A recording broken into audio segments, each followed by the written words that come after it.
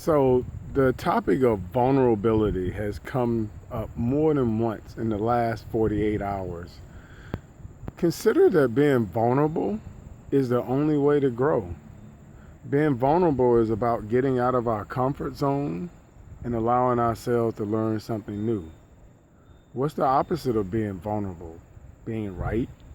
If I'm right and there's nothing else for me to learn and there's nothing else for me to do, then what do I do? Allow yourself to live a life of curiosity through vulnerability. Allow yourself to learn new things. Allow yourself to be someone new every day. How much fun to be in the same skin, but to have a different perspective every day. Being vulnerable is a part of learning. When I'm willing to be vulnerable and open myself up to new thoughts, I'm able to receive new thoughts.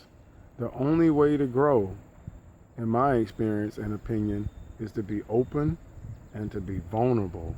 And vulnerable is to be open to learning something new, to seeing new things. Maybe consider redefining what vulnerable means, what being safe means. To me, the more expansive and the more knowledgeable and the more understanding we can be in our lives and our existence here, the more power we bring to ourselves.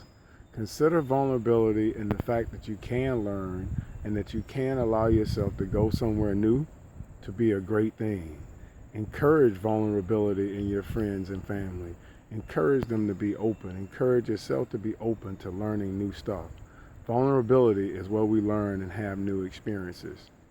Scientifically, they tell me our electrons, which every cell in our body seems to have some electron or driving force, rarely, in order to be itself, goes outside of its norm. And when it does, it changes. So to allow yourself to go outside of your norm allows yourself to change. Be who you are, when you are, at all times, and be willing to be vulnerable. And the life will open up new things to you every day. Thank you for being vulnerable and beautiful.